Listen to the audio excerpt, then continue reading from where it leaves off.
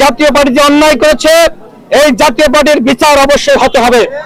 আমি আন্তর্জাতিক অপরাধ ট্রাইব্যুনালের যিনি চিফ প্রসিকিউটর রয়েছেন তার উদ্দেশ্যে বলতে চাই, আপনারা আওয়ামী লীগের বিচার শুরু করেছেন, কেন জাতীয় পার্টি এবং 14 দলের বিচার শুরু করেন নাই?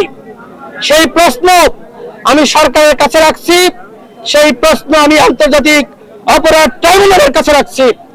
আন্তর্জাতিক অপরাধ ট্রাইব্যুনালে দল হিসেবে আওয়ামী লীগ, জাতীয় পার্টি এবং 14 দলের বিচার হতে হবে এবং আওয়ামী লীগের মধ্যে যারা অন্যায় করেছে, অপরাধ করেছে তাদের বিচার হতে হবে। ব্যক্তির বিচার, দলের বিচার দুটি হতে হবে।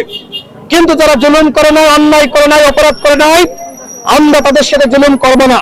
আমাদের স্পষ্ট দাবি, যারা 24-এর দামি নির্বাচনে অংশ নিয়েছে, যারা নির্বাচিত হয়েছে, ওই সকল দামি এমপিরা, আওয়ামী লীগের পদধারী নেতারা, জাতীয় পার্টির নেতারা কোনোভাবেই আগামী নির্বাচনে অংশ নিতে পারবে না।